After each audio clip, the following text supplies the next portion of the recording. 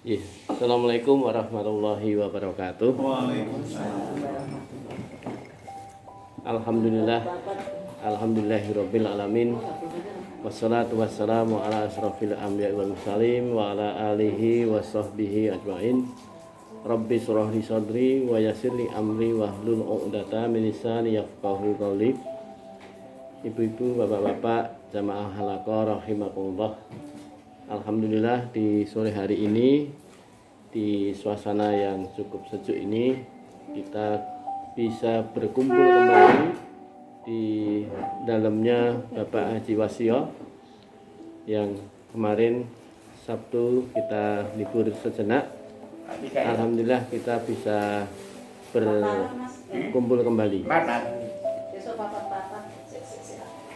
Nah, Bapak Ibu jamaah rahimakumullah, kita syukuri bersama kita dalam hari ini dalam keadaan insya Allah sehat walafiat, walaupun ada beberapa hal yang mungkin agak sedikit kurang enak badan, tapi kita syukuri ada banyak orang yang ternyata jauh lebih menderita dari kita. Kita diberi kenikmatan masih bisa beraktivitas sehingga bisa berkumpul kembali ini. Semoga langkah kaki Bapak Ibu sekalian senantiasa Allah berikan pahala yang berlipat ganda. Amin ya rabbal alamin.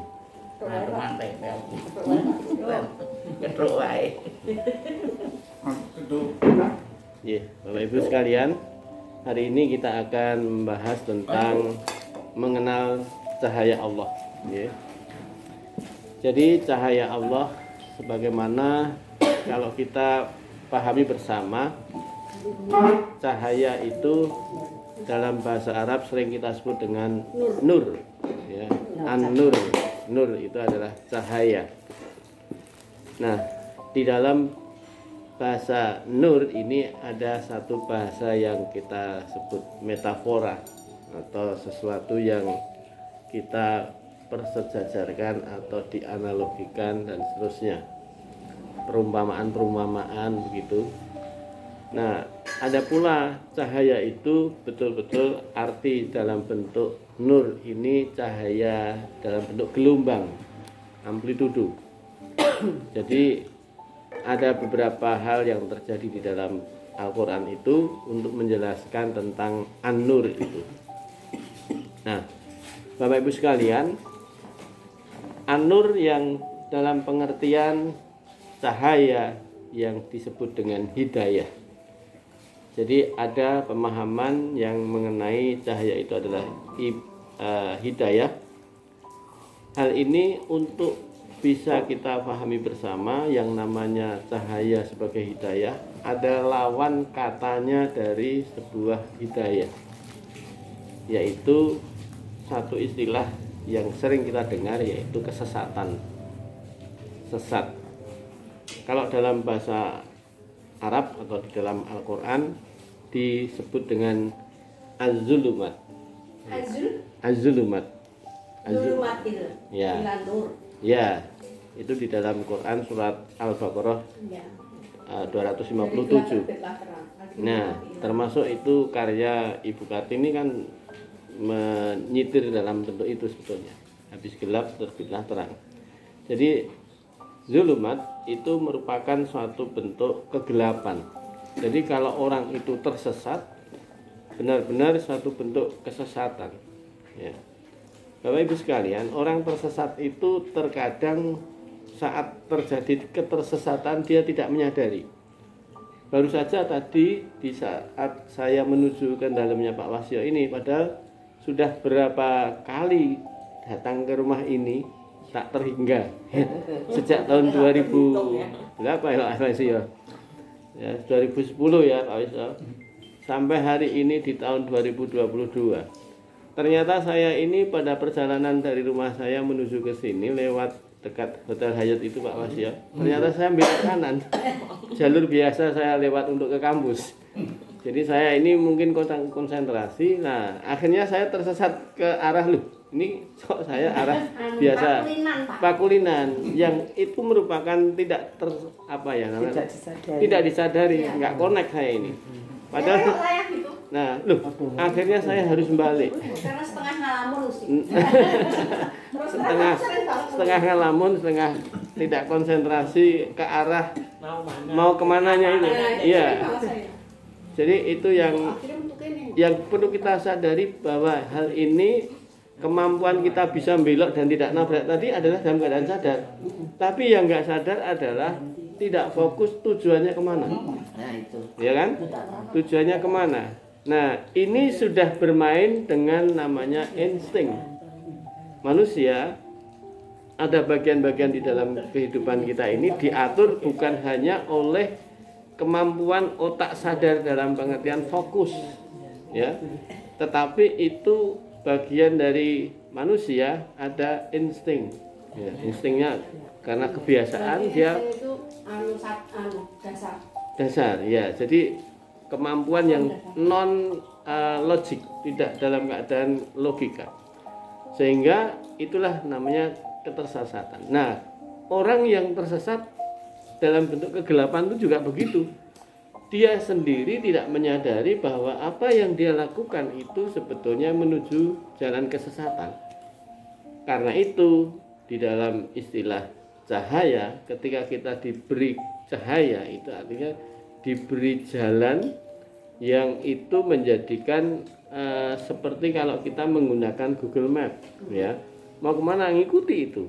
Nah, arahnya kemana, ikuti aja itu, gitu. Nah, kadang juga diblasuk oleh Google Map. Nah, tapi ini ibaratnya kita dipandu oleh satu sistem tadi. Nah, nur itu tadi sebetulnya itu ada di dalam Al-Quran tadi yang saya sebutkan, Bapak Ibu, di Quran surat apa namanya Al-Baqarah di 257. Yaitu Allahu waliyul ladzina amanu yukhrijuhum minad dulumat. Nah, ada kata dulumat, ya, ilan nur. Jadi posisinya ketika kita ini oleh Allah dilindungi. Jadi Allah itu pelindung bagi orang-orang yang beriman. Nah, dijelaskan di sini kalimat yang berikutnya, dia siapa? Allah mengeluarkan mereka dari kegelapan kepada cahaya iman.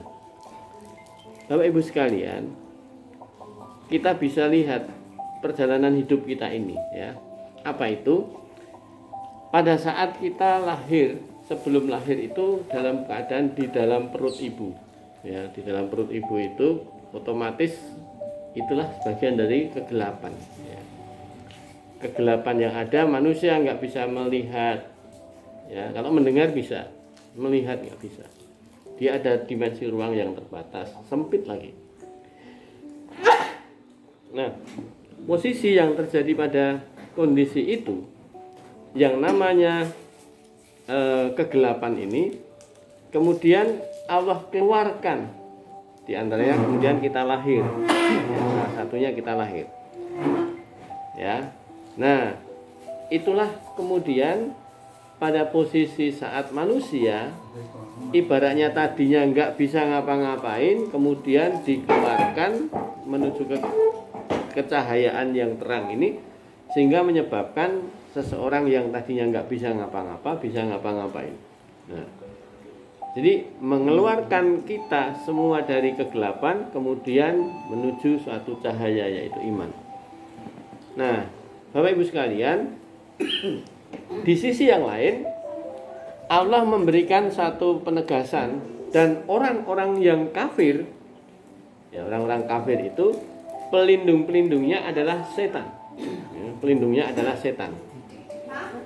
Dan dalam kapasitas setan ini yang mengeluarkan mereka dari cahaya kepada kegelapan. Jadi kalau kita itu secara kronologi perjalanan hidup ini dimulai dari kita itu dipanggil oleh Allah, ya, kemudian adanya suatu MOU atau agreement yang kemudian kita ini menjadi orang yang akhirnya mengakui ketauhidan. Jadi kita tahu bahwa Allah itu adalah Tuhan kita. Di sisi yang lain, ketika kita sudah mengetahui, kemudian dimasukkan ke dalam janin kita, lalu posisi yang berikutnya kita dikeluarkan dalam bentuknya yang berupa kelahiran itu, maka bayi yang baru lahir ini adalah ibaratnya mendapatkan nur cahaya ilahi. Dia mulai bisa mengenal lingkungannya dan seterusnya, dan dia kemudian ada dalam lingkungan yang kalau keluarganya Islam maka dia menjadi orang yang Muslim gitu, meneruskan dari stase di saat dia sebelum ada di dalam janin. Nah, kemudian ketika manusia ini kemudian tumbuh dewasa dan terus mengikuti agamanya, maka orang ini mendapatkan nur cahaya ini. Tapi suatu ketika terjadilah ketika manusia ini ada dalam perjalanan hidup ini mengalami deviasi. Banyak orang itu mengalami deviasi sehingga menyimpang. Jadi jangan dikira orang-orang yang menyimpang saat ini dulunya bisa jadi adalah orang-orang yang bukan penyimpang, ya. Menyimpang dalam artian apa? Dalam berbagai hal. Menyimpang itu misalnya begini, dulu masa kecilnya adalah orang yang dididik dalam lingkungan yang agama oleh orang tuanya, mengaji dan seterusnya, taat dan seterusnya. Tapi ketika dia semakin dewasa, kemudian mulai mengenal lingkungannya yang lebih luas lagi, kemudian dia bisa tidak terkontrol. Nah, akhirnya bisa menjadi orang yang sampai murtad, bisa terjadi. Nah, salah satunya itu, ya, itu bagian dari tadi, ketika manusia itu ada dalam suatu kegelapan, kemudian dia ada pada suatu cahaya ilahi, lalu kemudian dia di dalam kehidupannya menuju jalan-jalan yang akhirnya pelindung-pelindungnya adalah setan. Nah, karena dia ini orang-orang yang senantiasa pro dengan orang-orang yang sesat dan menyesatkan diri. Sekarang ini banyak sekali, ya. Dan kita harus hati-hati, kita menjadi orang juga bisa tersesat kalau tidak hati-hati. Karena itu Allah menyampaikan di dalam Quran ini jelas sekali, orang-orang yang kafir, kafir itu apa? Orang yang menutup diri, menutup sebuah kebenaran. Maka dia ini otomatis pelindungnya adalah orang-orang ini setan, iblis, yang mengeluarkan mereka dari satu cahaya yang mendapatkan biasanya hidayah. Maka yang terjadi justru sebaliknya, dia menuju kegelapan. Dan Allah menegaskan mereka adalah penghuni neraka. Nah, dan penghuni neraka yang bagaimana? Yang kekal. Karena itu mereka kekal di dalamnya. Naudzubillah min dzalik. Jadi abadah. Jadi posisi manusia ketika dia menjalankan kehidupannya itu tidak pada siratal mustaqim, maka itu yang terjadi arahnya ke sana. Nah, kemudian ada pengertian cahaya dalam bentuknya adalah cahaya itu adalah hidayah Allah. Maksudnya cahaya itulah sebetulnya Allah itu ada di situ. Yang memberikan itu adalah Allah. Ini sebagaimana si pemberi cahaya ini tidak lain adalah ya Allah itu sendiri. Ada dalam Quran surat An-Nur, ya. An-Nur 35. Ini yang sering kita baca, kemudian diilustrasikan di dalam Al-Quran ini dengan adanya sebutan misbah. Jadi kayak kalau kita bayangkan ada lampu ting apa ya? Teplok. Kayak teplok, kayak ting itu kotak. Ya. Ya, betul. Jadi Allah menyampaikan di sini yaitu Allahun nuru, ya, Allahun nurus samawati wal ard. Jadi Allah itu memberikan suatu cahaya seluruh bumi dan alam semesta ini, ya. Itu bagian dari bentuk yang kita bisa lihat bahwa pengertian bentuk cahaya ini betul-betul Allah memberikan satu gambaran yang namanya gelombang cahaya, yaitu langit dan bumi, alam semesta ini. Nah, alam semesta ini bisa terlihat oleh kita karena ada Allah memberikan cahaya itu. Nah, sinar dalam pengertiannya cahaya gelombang tadi. Nah, makanya seluruh alam ini disinari. Tapi ada pengertian yang berikutnya di sini. Ada sebutan perumpamaan cahayanya Allah, ya, cahayanya Allah ini seperti sebuah miskat. Miskat itu lubang kecil yang dia tidak bisa ditembus. Jadi miskat itu satu lubang yang tidak bisa ditembus, yang ada di dalamnya itu pelita. Suatu bentuk miskat ada lubangnya kecil sekali tapi tidak bisa ditembus dari luar, dan itu di dalamnya ada pelita, itu cahaya. Sumber apinya di situ yang menyebabkan bisa terang. Nah, pelita itu di dalam tabung kaca, maka kalau bisa membayangkan sendirnya itu ada, kalau dulu itu Petromax Bapak Ibu. Ya, Petromax. Petromax itu kan ada kainnya, itu kan. Di dalamnya ada apinya. Ada semprongnya kaca. Nah, itu bagian yang kemudian ada pelita itu bagaikan adanya suatu kaca ini ada bintang-bintang berkilauan di situ. Ya, kaca dipantulkan oleh cahaya ini lalu kemudian menyebar. Nah, sehingga kalau kita perhatikan namanya bara api yang bisa menyinari tadi, dia ada sumber energinya. Sumber energinya apa?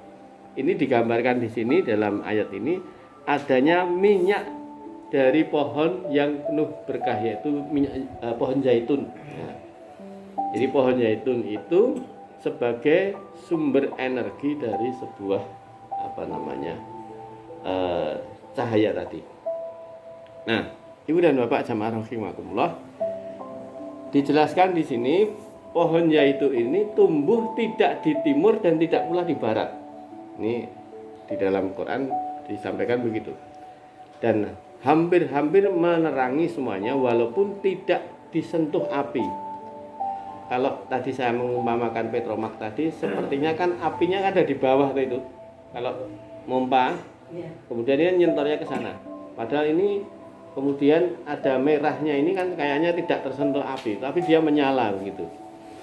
Nah, Allah memberi petunjuk kepada yang dikehendaki. Jadi Allah ini memberikan petunjuk kepada seseorang ini, ya, memberikan cahayanya ini pada orang yang dia kehendaki. Dan Allah membuat sebuah perumpamaan bagi manusia. Dan Allah Maha mengetahui segala sesuatu. Yang perlu kita sadari di sini adalah bahwa Allah itu memberikan pencahayaan, petunjuk-petunjuk, hidayah-hidayahnya ini pada orang-orang yang memang dikehendaki Allah. Kemudian ada orang-orang yang tidak dikehendaki Allah. Nah, ini yang perlu kita kaji bersama sore hari ini, Bapak Ibu. Dan yang Allah sampaikan lagi di sini bahwa yang terjadi di dalam sistem pencahayaan ini tadi sebetulnya kalau bisa kita analogikan, ya, pengertian yang ada di dalam Quran ini, Bapak Ibu, ada organ mata kita normal. Bapak Ibu, semua matanya normal. Lalu di dalam bola mata itu ada lensa. Lensa itu kaca, ya, kaca. Kemudian di bagian lensa, bagian dalamnya ini, bola mata ini ada tempat untuk menempatkan cahaya masuk, yaitu pantulan cahaya. Bayangan bisa terbentuk. Nah, ini normal. Kemudian disampaikan ke pusat penglihatan. Nah, sekarang orang untuk bisa mendapatkan pencahayaan dan tahu apa yang dia lihat, maka ada beberapa syarat, Bapak Ibu. Syarat yang pertama adalah ada cahaya. Nah, yang pertama ada cahaya. Bapak Ibu matanya normal, otaknya normal, nggak ada cahaya bisa lihat nggak? Nggak bisa. Gelap, listrik mati, pet. Yang terjadi nggak bisa melihat. Nah, cahaya nggak ada udara pun juga tidak sampai karena tidak ada yang menghantarkan. Jadi sebuah cahaya untuk bisa sampai itu ada syarat-syarat ternyata. Ya. Termasuk nanti ada cahaya. Nah, sekarang ada cahaya. Mata Bapak Ibu normal, tapi kaca lensanya beruwet, kotor. Bisakah masuk? Meracetto. Ya, bisa meraba-raba jadinya. Enggak jelas gitu. Nah, itulah gambaran yang terjadi seperti itu. Maka orang untuk bisa mendapatkan hidayah itu bukan orang yang sembarangan untuk bisa mendapatkan hidayah itu. Maka tadi di awal tadi saya sampaikan pada Bapak Ibu sekalian, kita syukuri bahwa kita ini masih dikumpulkan oleh Allah, bersilaturahmi di dalamnya Pak Haji Wasya ini posisinya dalam keadaan sehat, dalam keadaan bisa hadir di sini ini dalam keadaan apa? Yaitu karena hidayah masih bisa kita terima. Nah, jadi nggak mudah loh menerima hidayah seperti itu, karena ada syarat-syarat yang tadi tidak bisa tercukupi seseorang jika ada masalah-masalah. Nah, Bapak Ibu sekalian, tadi ada kalimat yang bisa kita lihat di dalam Quran itu misbah, ya. Jadi kata misbah dalam An-Nur tadi sebetulnya adalah sinar keimanan. Jadi sinar keimanan itu kalau kita lihat di dalam diri kita, di mana letaknya? Yaitu ada di dalam hati kita ini, ya.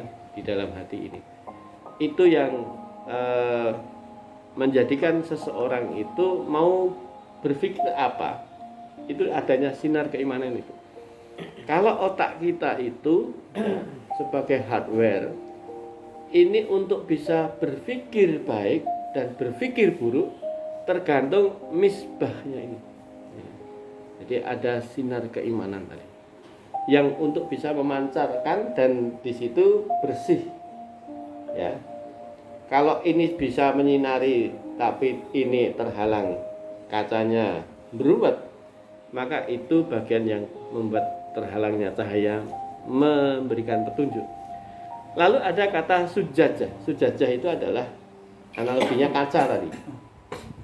Nah, sedangkan miskat itu adalah dunia batin atau rohani, jiwa yang ada pada diri kita itu namanya miskat. Nah, sujajah dalam bentuk kaca ini yang tadi sujajah ini tidak lain adalah tadi hati kita bening atau beruwet itu. Maka hati manusia ini kalau itu bening, maka cahaya dari misbah ini, dari keimanan kita ini akan bersinar dengan indah. Bapak Ibu, kita sering mengalami adanya perang batin. Mungkin Bapak Ibu berpikir yang sifatnya dilematis. Ini aku tahu bener, neng aku ra iso nglakoni kuwi. Sering ndak ngalami begitu? Iya. Janjane aku ki ngerti, neng aku ora kuasa untuk melakukan itu. Nah, ini salah satu bagian dari penghalang. Pertanyaannya, mengapa kita nggak bisa melakukan itu? Jadi tidak lain karena kita itu ada hal-hal yang mengotori itu, sehingga kekotoran inilah yang ada dalam sujajah kita ini yang menyebabkan tadi kita menjadi orang yang tidak pantas oleh Allah menjadi diprioritaskan untuk memperoleh cahaya itu tadi yang tidak dikehendaki oleh Allah. Karena itu Allah menghendaki kita untuk senantiasa membersihkan kaca itu. Nah, di sini ada yang kita sebut dengan tadi yang pohon zaitun tadi, ini sajaratun mubarakah. Ya, sajarah itu pohon. Ya. Maka sejarah itu pohon, ya. Ada batang, ada akar, sehingga ranting-ranting itu kan bentuk sejarah. Nah, sumber cahaya yaitu dari Allah SWT. Makanya ada kata ya kuatu yaituha yudi walau lam tamassasu nar. Jadi seakan-akan kalau kita lihat firman Allah, ya, wahyu ilahi Quran itu belum dibaca, ya, belum dibaca oleh kita, ya. belum pula kita menghafalkan, belum pula menjadi kita mentadaburi maupun mengamalkan apalagi. Tapi Quran itu dibaca oleh seseorang dan saya mendengar, saya belum membaca, belum bisa membaca, hanya mendengar saja. Ada orang melantunkan Quran. Ini sudah bisa menjadi hidayah bagi Allah. Karena itu secara hukum sunatullah dalam syariah Allah ini, orang yang mendengarkan Quran, maka ketika dia memperhatikan apa yang orang lain baca itu, hatinya pun bisa tenang. Ya. Jadi resonansi suara orang baca Quran itu, karena ini adalah kalam ilahi ya, yang dibacakan adalah yang dikatakan Allah gitu, maka seseorang yang mendengarkan belum melakukan apa-apa, membaca wis iso. Ini dalam bentuknya adalah bisa menjadikan hidayah bagi kita, bagi yang mendengarkan. Maka ada orang-orang yang kemudian ketika seseorang itu ada dalam satu kegelapan, maksudnya yang ada di Quran Al-Baqarah tadi ya, di 257, seseorang yang lahir di dunia ternyata hidupnya bersama orang Nasrani misalnya, atau orang-orang yang tidak muslim, karena orang tuanya nggak muslim, akhirnya dia ikut terhawa oleh agama orang tuanya. Nah yang terjadi itu tadi, habis dalam keadaan terang, kemudian masuk kegelapan. Nah Allah angkat pada posisi di lingkungan yang terang lagi. Nah itu tadi kan Allah pelindung bagi orang-orang yang beriman. Jadi ketika orang itu sebetulnya di dalam diri manusia semua itu sudah dibekali suatu sistem, yang sistem itu ketika dia bersih kacanya ya, lalu kemudian kena pencahayaan dari luar, nyambung di dalamnya, connect, nyala di dalamnya, sehingga terjadilah orang bisa bergetar. Makanya di dalam Quran itu disampaikan begini, untuk mengidentifikasi keimanan seseorang. Ketika disebut kalimat Allah, maka bergetar hatinya. Nah ini kalimat, ketika disebut kalimat ada kata Allah, maka hati seseorang bergetar. Tidak melihat bahwa orang itu muslim atau tidak. Lalu kalimat berikutnya, ketika dibacakan ayat-ayatnya, berarti dibacakan ayat Quran tadi, maka bertambah-tambahlah imannya, padahal dia belum muslim. Maka kemudian dia bergerak hati untuk mencari cahaya ilahi tadi, meneruskan proses dinamika hidupnya untuk mencari jalan hidup yang terang. Akhirnya apa? Banyak orang-orang yang kemudian menjadi mu'alaf. Bapak Ibu bisa, ketika orang-orang yang seperti ini kan orang-orang hebat ini. Maksudnya perjuangannya dia untuk menjadi muslim kembali. Saya mengatakan kembali karena aslinya dia muslim. Sejak dia dipanggil Allah untuk MOU itu dia muslim. Di saat stase di alam roh itu dia muslim. Tapi begitu lahir dalam kehidupan lingkungannya, terjadi dia posisi lingkungannya bukan yang kondusif. Karena di dalam hadis qudsi ya, di dalam hadis qudsi dijelaskan bahwa yang namanya bayi yang baru lahir itu ibaratnya adalah seperti kain bersih putih. Dia mau jadi Majusi ya, menjadi Nasara maupun menjadi Yahudi, tergantung dia yang ngorek-ngorek siapa. Makanya di situ ketika lingkungannya ini baik, maka dia akan ikut itu. Ketika tidak ya akhirnya begitu. Nah tapi ketika seseorang itu ada dalam lingkungan yang dia senantiasa menjaga hati itu, maka dia akan bisa connect. Makanya ini Quran itu tadi ternyata secara real bisa didengar oleh orang yang belum tentu muslim, dia bisa terjadi connect. Nah itulah hidayah. Nah seseorang bisa terjadi suatu gradasi kemampuan menangkap cahaya yaitu ketika dia itu semakin dekat dengan sumber cahaya. Cahaya tadi sumbernya adalah dari Allah. Maka ketika seseorang semakin mendekat ke Allah, maka cahaya ini akan semakin menerangi terang benderang. Semakin menjauhi dari sumber cahaya, maka semakin redup. Jadi kalau kita hidup ini dalam keadaan semakin posisinya menjauhi dari jalan Allah, maka ya otomatis hidayah Allah itu ya sayup-sayup, bahkan redup tadi, bisa jadi mendung gelap gulita, sehingga bisa jadi mati listrik bersama-sama, namanya PLN gitu kan, itu gelap betul. Nah, itulah yang terjadi pada kehidupan itu seperti itu. Maka Bapak Ibu sekalian, ada salah satu quote yang ingin saya sampaikan ini. Engkau ini adalah hanya kaca. Jadi Bapak Ibu, hidup manusia itu saya ibaratkan kaca Bapak Ibu. Engkau adalah kaca, bukan cahaya. Jadi kita ini Bapak Ibu, kita ini hanyalah kaca, bukan cahaya.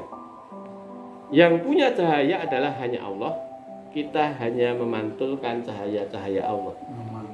Memantulkan itu meneruskan. Ibaratnya kalau ini ada mata, ini ada bola mata, ini kacanya, maka ada bayangan cahaya ini, maka kini terus cahaya tembus ke sana. Nah, meneruskan dan memantulkan, sehingga dalam posisinya ke sana juga dipantulkan, ke arah dalam juga dipantulkan. Jadi meneruskan cahaya. Maka kalau kita itu senantiasa berbuat satu kebaikan-kebaikan, yang kita lakukan kebaikan ini tidak lain adalah menjalani segala apa yang Allah sudah arahkan lewat cahaya tadi. Jadi kalau saya bisa berbuat baik, perbuatan baik saya itu tidak lain adalah dari arahan cahaya ilahi tadi, hidayah Allah tadi, yang kalau di dalam Quran disebut mendapatkan rahmat Allah. Jadi kita ini jelas Allah menegaskan, kita punya nafsu, maka nafsu itu di dalam surat Yusuf ayat 53 ya, di situ jelas nafsu itu selalu mengajak dalam perbuatan jahat, kecuali nafsu yang diberikan rahmat. Nah, sekarang begini, kalau kemudian nafsu kita diberi rahmat, maka saya bisa berbuat sebuah kebaikan. Maka kebaikan-kebaikan yang kita lakukan ini sebetulnya bukanlah karena diri keakuan saya, bukan ego saya untuk berbuat baik, tetapi saya melakukannya atas dasar dituntun oleh Allah untuk melakukan itu. Sehingga saya menyampaikan ya, dalam bentuk apa? Untuk mengingatkan diri saya mengatakan sebuah kebaikan yang telah kita lakukan, jangan kita katakan itu klaim kita. Jangan pernah kita mengklaim mengaku aku tuh orang baik. Kan begitu. Jadi saya bisa berbuat sebuah kebaikan bukanlah saya si Tripitaka, enggak. Tapi saya ini justru meletakkan keegoan saya jauhkan. Lalu saya menjalani apa yang namanya arahan dari Allah tadi. Kamu bawa ke sana, berbuatlah begini yang baik, begitu. Kan itu. Nah, jadi ibaratnya saya ini hanya sebagai robot kehidupan. Diwayangke, tergantung dalangnya kan gitu. Sehingga kita berbuat baik itu janganlah kebaikan yang kita lakukan aja diklaim. Oh, mergo aku ro, nak ra aku nak ra iso ngono kuwi. Jangan ngeklaim begitu. Karena kita bukanlah cahaya, kita itu bukan cahaya. Saya itu, kita manusia itu hanya kaca. Hanya meneruskan gitu. Seperti saya sekarang ini sedang menyampaikan apa-apa yang ada di dalam Quran, menjelaskan, menyampaikan kepada Bapak Ibu. Tapi saya itu sendiri bukan cahaya ilahi. Saya hanya kaca. Jadi manusia itu adalah kaca-kaca yang siap meneruskan cahaya, menebarkan di muka bumi ini bersama-sama. menjadi jalan cahaya itu, bukan sebagai cahayanya. Nah, oleh sebab itu Bapak Ibu sekalian, saya juga menyampaikan untuk mengingatkan diri saya, ketika saya berbuat baik, maka lupakan segera apa yang telah kita perbuat tadi, agar supaya tidak menjadikan ini bagian dari nanti menjadikan sebuah hijab, penghalang, pembatas cahaya ilahi untuk hadir di dalam diri kita. Karena ketika saya ini tadi kemudian mengklaim apa yang menjadikan sebuah kebaikan tadi adalah ini karena aku, ini sudah menghijabkan diri untuk tidak akan memperoleh cahaya ilahi yang berikutnya. Ini kan sangat membuat kita harus hati-hati. Dan justru kita melupakan ini, kebaikan yang kita lakukan tidak akan dilupakan orang, Bapak Ibu. Dan itulah justru akan dikenang orang. Dan Allah mencatat sebagai bagian dari amal soleh kita yang akan menemani kehidupan kita kelak di kemudian hari, yang namanya kehidupan abadi, Bapak Ibu. Nah, yang berikutnya Bapak Ibu sekalian, apa yang bisa menjadikan hijab atau penghalang kita sebagai kaca tadi, yang akhirnya kaca ini meruwet? Yang pertama adalah dosa atau maksiat, perbuatan maksiat kita. Hal-hal yang berkaitan dengan maksiat, maksiat itu artinya tidak melakukan apa yang namanya perintah Allah, tidak mengindahkan apa yang namanya larangan Allah. Larangan Allah malah dikerjakan, jadi tidak mengindahkan. Nah, itu maksiat. Karena itu, mengapa ketika seorang laki-laki itu diwajibkan setiap seminggu sekali harus dicas dalam bentuk apanya?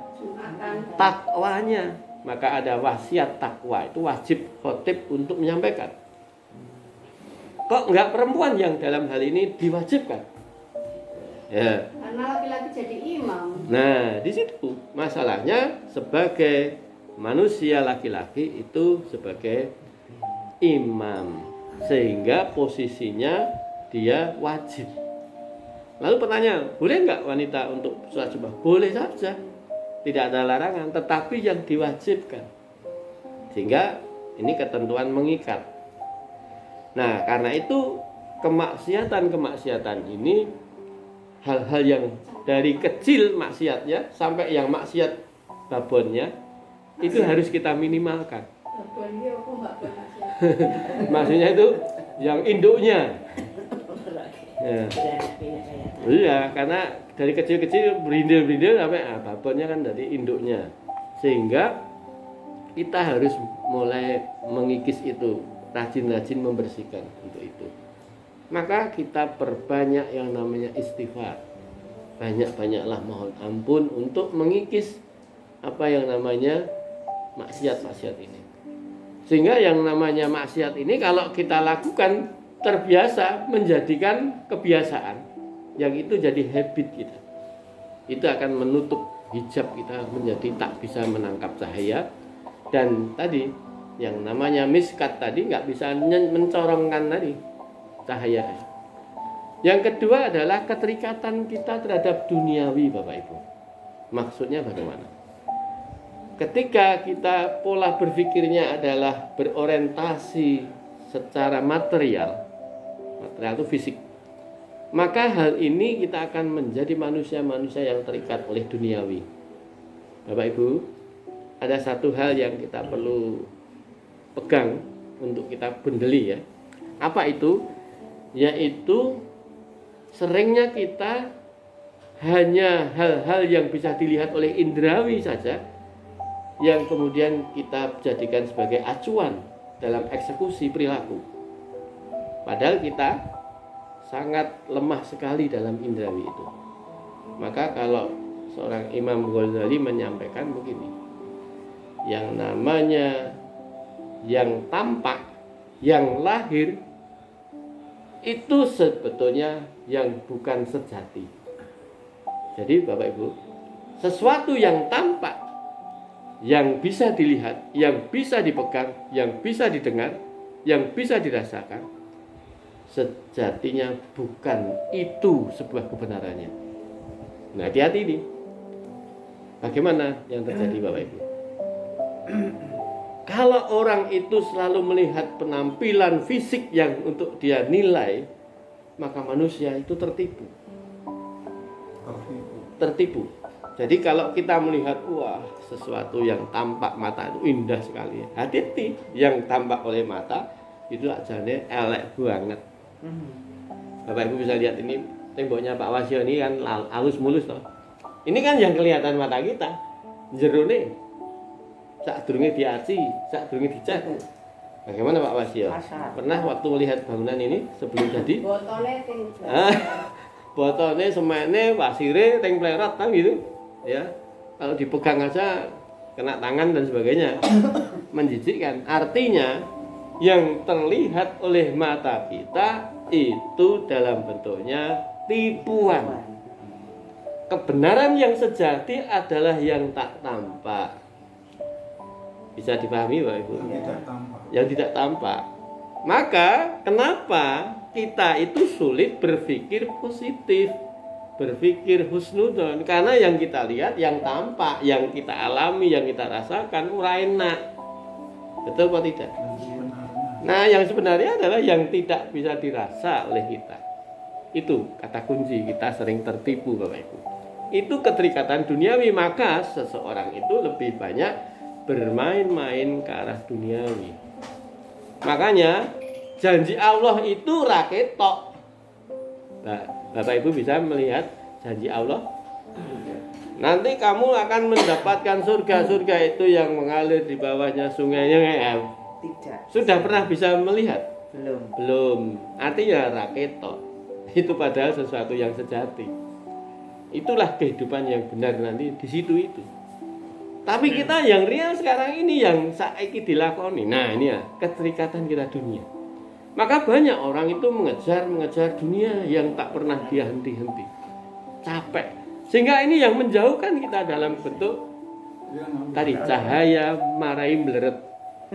Tidak bisa kaca kita, hati kita bening di situ. Hijab. Kita terhijab. Nah, yang berikutnya hijab yang juga sesuatu yang membuat manusia tidak terasa, yaitu ujub, bangga akan diri.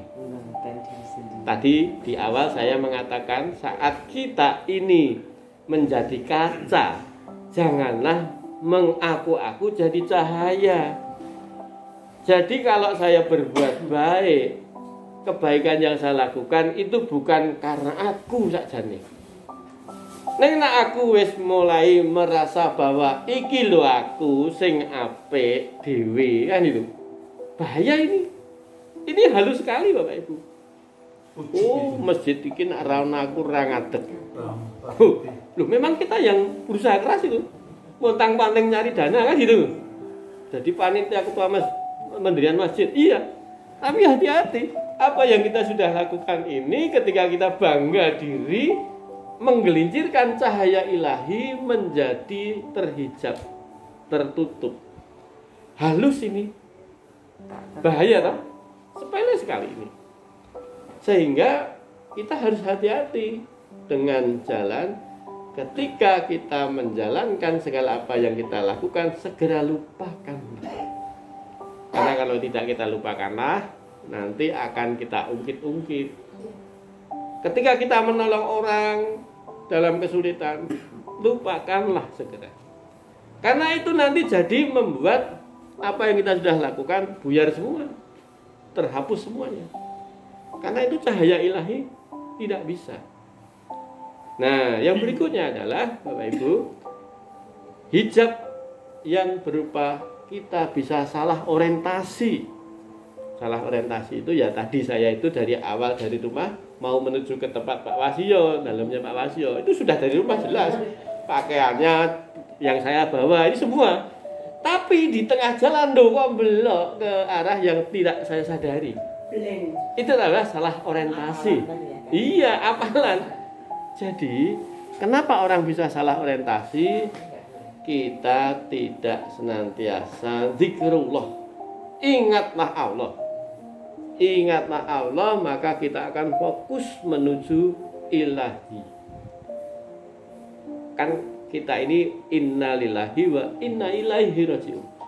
Jadi kita fokuslah ilahi rajiun, kembali ke Allah. Setiap kali kita ilahi rajiun, setiap itu pula kita bakal keliru arah orientasi kita. Karena kalau kita orientasinya adalah mengejar dunia, maka saya sering mengatakan kehormatan kita itu bukan terletak pada jabatan kita, enggak. Kehormatan kita bukan pada jenjang pendidikan kita, enggak. Kehormatan kita juga bukan ada di dalam kekayaan kita, enggak pula. Kehormatan kita bukan karena orang lain mengatakan kita baik, enggak juga. Jadi artinya kehormatan kita ada ketika kita menjadi kaca yang bening, yaitu bisa menerima hidayah Allah, dan kita menjalani itu, maka itu akan menjadi kita menjadi orang yang sesuai yang diharapkan oleh Allah. Tadi menjadi manusia yang diharapkan oleh Allah, dikehendaki Allah untuk diberi cahaya. Kan begitu. Nah, bagaimana indikatornya ketika kita itu menjadi orang yang posisinya mendapatkan cahaya ilahi tadi, hidayah tadi. Indikator yang kita bisa lihat adalah kita menjadi orang yang exciting. Ya, maksudnya bagaimana? Exciting itu. Hidupnya bahagia sekali. Mongkok kalau bahasa Jawanya. Excited itu. Excited ya. Sana rangke. Nah, Bu Nuri itu sangat fasih kalau menyebutkan itu kan. Arep rangke gini. Jadi rasanya hidup ini senantiasa bahagia. Betapa orang itu bisa bahagia kalau orang itu bersyukur. Maka Bapak Ibu, saya menyampaikan di dalam postingan saya ini, salah satu quote yang saya tulis adalah, tidak ada satu kehormatan yang bisa melebihi kehormatan orang yang bersyukur. Ya, apa yang bisa melebihi namanya kehormatan orang yang bersyukur? Adakah? Nggak ada. Anak orang yang bersyukur adalah orang-orang yang senantiasa dia ditinggikan oleh Allah kehormatannya karena bersyukur tadi, bahagia hidup. Ya. Karena itu kalau orang yang mendapatkan cahaya ilahi tadi, hidayah ini, ya oseanik. Apa itu? Ibaratnya lautan samudra, Bapak Ibu. Jadi kalau kita menjadi orang yang mendapatkan nur ilahi, hidayah tadi, maka hidup kita ini, hati kita seluas samudra, Bapak Ibu. Maksudnya samudra itu bagaimana? Samudra itu adalah luasnya ini mampu menampung dari berbagai macam. Loh, sungai mau membawa kotoran apa? Ditampung dia. Dan 98%. iya, semua. Ini adalah Lautan. Jadi laut itu lebih luas dibandingkan daratan. Yang terjadi, semua kotoran yang dimasukkan ke laut, tidak laut menjadi seperti kotoran itu, tapi kotoran itu di-recycling. Kenapa airnya asin? Ya itu kan. Nah, itu posisi Allah. Makanya bisa mengasini, ya. Jadi kalau seseorang yang mendapatkan hidayah ini, hatinya luas seperti samudra yang tidak akan menjadi apapun orang mau mengatakan pada dia tetap responnya baik. Orang ngasih kotoran ke dia responnya tetap baik, gitu. Hati seluas samudra. Seluas samudra. Jadi kita tidak menjadi orang yang selalu mengeluh, ya, karena diberi masukan macam-macam. Contohnya baru dia nek ngene tersinggung. Nah, itu orang yang tidak mendapat hidayah. Jadi kalau kita menjadi orang yang kok orang gampang tersinggung, bisa menampung keberbedaan, orang beda ora apa-apa, orang jengkel ke ora apa-apa. Ini seluas samudra kita. Ini kita dapat hidayah. Nggak gampang loh orang kayak gitu tuh. Jadi kalau kita ini menjadi manusia-manusia yang gampang sithik-sithik utrek-utrekan, cahaya ilahi tidak bisa sampai, beruwet. Beruwet. Karena itu menjadi orang yang kita mendapat hidayah, indikatornya itu salah satunya. Kemudian ketika kita bisa, yang ketiga yaitu deeply moving. Apa itu? Jiwa kita ini tergerak, tersentuh batin kita dengan hadirnya cahaya ilahi. Jadi kalau kita itu tadi ketika mendapatkan adanya suatu hal-hal yang berkaitan dengan sebuah kehidupan, ada peristiwa-peristiwa. Jadi Bapak Ibu, ketika kita menemui sebuah peristiwa, maka peristiwa tersebut langsung dihubungkan ke Allah. Kok ada peristiwa ini? Langsung linknya ke Allah. Tergerak hatinya langsung connect ke Allah. Maka tidak ada satu pun yang menyebabkan dia menjadi goncang, kena musibah misalnya. Langsung connect ke Allah. Peristiwa ini Allah izinkan untuk hadir di dalam hidupku, maka saya segera move, bergerak jiwanya ini ke Allah lagi. Ya Allah, maha besar Engkau memberikan sebuah peristiwa ini bisa hadir dalam kehidupanku. Engkau mesti lebih memberi manfaat padaku atas peristiwa ini. Jadi nggak sedih. Jadi orang mampu menerima segala sesuatunya, segalanya ridho. Itu orang mendapatkan hidayah. Maka ketika orang bisa mampu menangkap peristiwa itu adalah karunia ilahi, itu adalah ciri-ciri kita mendapatkan hidayah. Yang berikutnya adalah kita bisa elevating.